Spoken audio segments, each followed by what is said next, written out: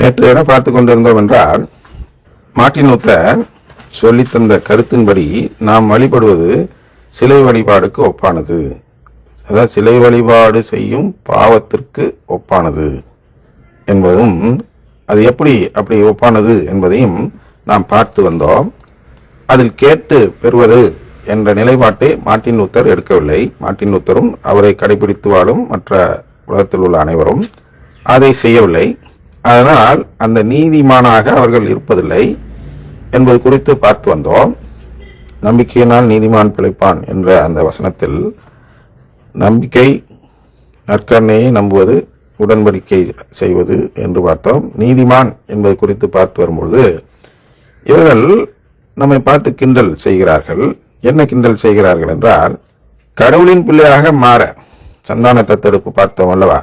அந்த சந்தான தத்தெடுப்பு, filial adoption என்று ஆங்கிலத்தில் சொல்லப்படுகிற சிசிசியில், அந்த ஃபிலியல் தத்தெடுப்பு எதிர்பார்ப்பது ஒரு மடமை, முட்டாள்தனம் என்று நம்மை பார்த்து கிண்டல் செய்கிறார்கள். அதை குறித்து பார்த்து வரும்பொழுது என்ன பார்த்தோம் என்றால், அது பாவமே அல்ல.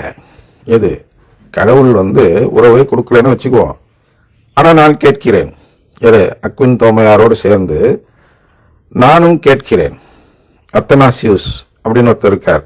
அது ஆதி பிதாக்கள் என்று சொல்வார்கள் அல்லவா? ஆதி திருச்சபையில் உள்ளவர். அவரோடு சேர்ந்தும் அக்வின் தோமையாரோடு சேர்ந்தும் நானும் அதை கேட்கிறேன். எனக்கு உறவு தாருங்கள் ஆண்டவரே, நானும் கடவுள் நிலையை பெற வேண்டும், அதாவது கடவுள் இனமாக மாற வேண்டும் மனித இனத்திலிருந்து என்று நான் கேட்கிறேன். இது பாவம் அல்ல. அதான் நேற்று வரை பார்த்தோம். இதை நான் நம்பிக்கையோடு கேட்கிறேன்.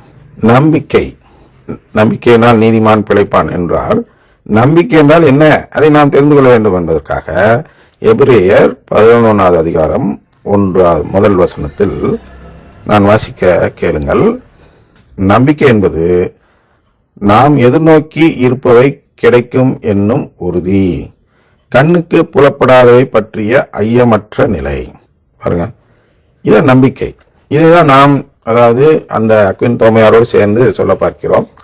இந்த நம்பிக்கை தான் கத்தோலிக்க திருச்சபை வைக்க வேண்டும், அதாவது நாம் வைக்க வேண்டும், இந்த நம்பிக்கை வைக்க வேண்டும் என்று கத்தோலிக்க திருச்சபை, அதாவது சிசிசி சொல்கிறது. அப்ப நம்பிக்கை என்பது நாம் எதிர்நோக்கி இருப்பவை. நாம் எதை எதிர்நோக்கிறோம்? கடவுளின் உறவை எதிர்நோக்கி இருக்கிறோம். அவர்கள் எதை எதிர்நோக்குகிறார்கள் என்றால், ஒரு மோட்சம், கடவுள் நிலை எனக்கு வேண்டாம். அவங்க கோட்பாட்டில் சொல்லிடுறாங்க. அப்கோர்ஸ் அந்த சபையில் இருக்கிறவர்களுக்கு அநேகருக்கும், அந்த பாஸ்டர் கூட தெரியுமான்னு தெரியல, அவர்கள் இதை சொல்கிறார்கள் என்பது அவர்களுக்கு தெரிய வாய்ப்பில்லை. ஆனால் அவர்களுடைய கோட்பாடுகள் இதை சொல்கின்றன. அந்த கோட்பாடு மூலமாக அவர்கள் கற்பிப்பது என்னவென்றால், கடவுள் உறவெல்லாம் தரமாட்டாரு, நாம இப்பே கடவுளின் பிள்ளைகள் அப்படின்னு சொல்லுவாங்க. நம்ம கத்தோலிக்க மதத்தில் கூட பல ஆயர்களும் குருக்களும் இந்த கருத்தை தான் சொல்லுவார்கள். நாமெல்லாம் இப்போதான் பிள்ளை ஆயிட்டோமே அப்படிம்பாங்க. ஐயா, அதுக்கு பேர் மீட்புள்ள. இப்போ நாமெல்லாம் குழந்தை பிள்ளைகள் தான், கடவுளின் பிள்ளைகள். நாம் மட்டுமல்ல, இந்த உலகத்தில் பிறந்திருக்கும் அனைத்து மனிதர்களும் கடவுளின் பிள்ளைகள் தான். அதை பற்றி நாம் சொல்லவில்லை. எதை பற்றி சொல்கிறோம் என்றால், கடவுள் நிலைக்கு மாறிய பின் கிடைக்கக்கூடிய அந்த உறவு தான் கடவுளின் பிள்ளை என்ற அந்த சந்தான உறவு என்று சொல்கிறோம். இப்ப இருப்பது மனித உறவு, மனித பிள்ளைகள். நான் மனிதன், நான் இன்னும் கடவுளாகவே மாறவில்லை. அப்ப அந்த உறவு என்ன? நான் மனித நிலையிலிருந்து கடவுள் நிலைக்கு உயர்த்தப்பட்ட பின், உறவு பெற்று உயர்த்தப்பட்ட பின் என் நிலை என்பது எப்படி இருக்கும் என்றால், உயிர்த்தெழுந்த இயேசுவின் நிலையை போன்று இருக்கும். சின்ன உதாரணம் என்ன? மூடி இந்த கதவுக்குள்ளர பொத்துக்கிட்டு உள்ளர வரார். அதனால இப்ப செய்ய முடியுமா? செய்ய முடியாது. கடல் மீது நடக்கிறார், செய்ய முடியுமா? செய்ய முடியாது. ஆவியாக இருந்து கொண்டு மீன் அப்பெல்லாம் சாப்பிடுறார். இந்த நிலைப்பாடு எனக்கு இன்று இருக்கிறதா? அதை குறித்து தான் நாம் பேசிக்கொண்டிருக்கிறோம். கடவுளின் பிள்ளையாக மாறுவது என்றால் அது போன்ற ஒரு நிலைப்பாட்டை நான் பெறுவதுதான் கடவுளின் பிள்ளையாக மாறுவது. அந்த நிலை எனக்கு வேண்டும் என்று நாம் கேட்கிறோம். அது உறவு மூலமாக மட்டும்தான் கிடைக்கும். உறவு என்றால் உண்மையான உறவு. உண்மையான உறவு என்றால் கடவுளின் தாய் எனக்கும் தாய், இயேசுவின் தாய் எனக்கும் தாய் என்ற நிலைப்பாடு எனக்கு வர வேண்டும். அவர்கள் அந்த உறவை நம்பாததால் தான் அதை முட்டை ஓடு என்று சொல்லி ஒதுக்கி விடுகிறார்கள் அல்லவா? அது ஒன்றே போதும். எதற்கென்றால் அவர்கள் உறவு கேட்கவில்லை என்று சொல்வதற்கு. அவர்கள் அநீதியாளர்களாக அங்கே வந்து உறவு கேட்கிறார்கள். அதாவது மீட்பு கேட்டால் அதான் அர்த்தம்.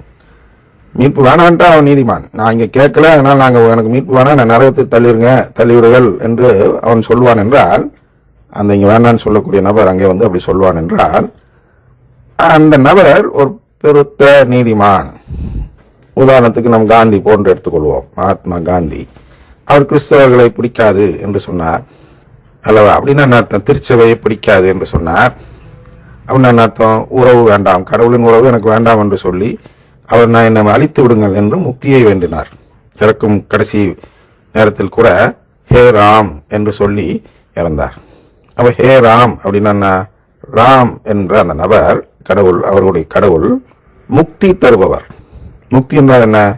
இந்த ஆன்மா மீண்டும் பிறவா நிலையை எடுப்பது. அதை அப்படி பாலிஷா சொன்னா, அப்படி நெத்தியில் அடிச்ச மாதிரி சொல்லணும்னா, இந்த ஆன்மாவை சாகடிப்பது. ஆன்மா இறந்து போகட்டும் என்று சொல்லி அந்த குண்டு அடிப்பட்ட நிலையில் கூட காந்தி சொன்னார். இந்த காந்தி நிச்சயமாக தீர்ப்பு நாளின் பொழுது எழுப்பப்பட்டு இயேசுவின் முன் நிறுத்தப்பட்டாலும் அவர் என்ன சொல்றார்? வேண்டாம் ஆண்டவரே, நான் வந்து ஹே ராம் சொல்லி நான் இறந்து விட்டதால் நான் வந்து முக்தியை தான் கேட்கிறேன், நீங்க கொடுக்கக்கூடிய வாழ்வு எனக்கு வேண்டாம் ஆண்டவரே அப்படின்னு சொல்வார் என்றால் அவர் ஒரு மகாத்மா, பெரும் நீதிமான். அந்த பெரும் நீதிமான் என்பதற்காக அவர் வேண்டாம் என்று சொன்னதை இயேசு வலுக்கட்டாயப்படுத்தி கொடுக்க முடியாது. அதை நாம் தெரிந்து கொள்ள வேண்டும். ஆனால் ஏன் இங்க நம்பிக்கை அடிப்படையில் செயல்படுகிறோம் என்றால், உண்மை நிலை வெளிப்படுத்தப்படாமல் ஏன் செயல்படுகிறோம் என்றால், உண்மை புரிந்துவிட்டால் எல்லாருமே தான் கேட்பாங்க. நம்பிக்கை கிடலாமல் வெள்ளிடை மலையாக கைப்புண் போல் அப்படின்னு சொல்றாங்க. கைப்புண்ணுக்கு கண்ணாடி தேவையான்னு கேட்கறாங்க இல்லையா? அது போல பார்த்தோன்னே தெரியுது கடவுளின் குடும்பம் இருக்குதுன்னு தெரிகிற மாதிரி சூழ்நிலையை கடவுள் உருவாக்கி இருப்பார். ஆனால் உலகத்தில் எல்லோருமே அதான் கேட்பாங்க. அதனால அவர் என்ன செய்கிறார்?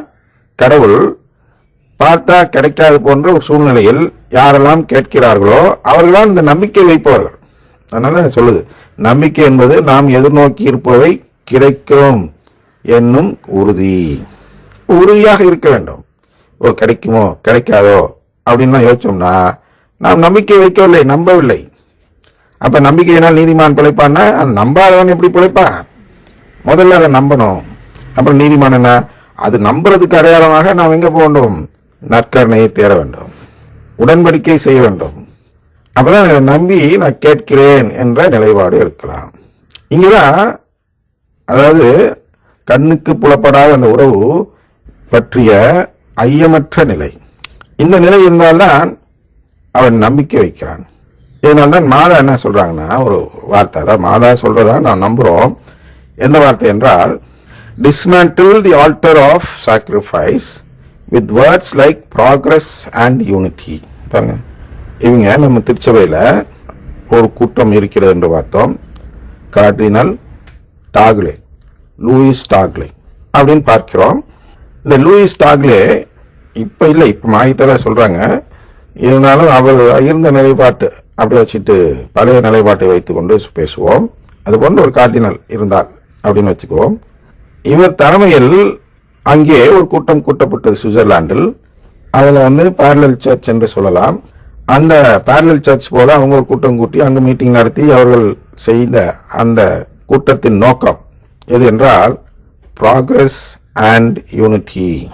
பாருங்க, அவங்க வந்து தங்களை ப்ராக்ரஸ் குரூப்னு சொல்லிக்குவாங்க, முற்போக்கு சிந்தனை உள்ளவர்கள் என்று சொல்வார்கள். அவர்களுடைய செய்தி என்ன என்றால் சமாதானம். என்ன சமாதானம்? உலகத்தில் இருக்கிற எல்லா மதமும் ஒன்று சேர்ந்து சமாதானமாக வாழ வேண்டும். இதுதான் கடவுளுடைய நோக்கம்னு அவங்க சொல்லித்தராங்க. அதான் பாபேல் கோபுரம் கட்டுறாங்க மக்கள். எந்த நோக்கத்தில் பாபேல் கோபுரம் கட்டுறாங்கன்னா, கடவுளை நோக்கி போறதுக்கு ஒரு கோபுரம்.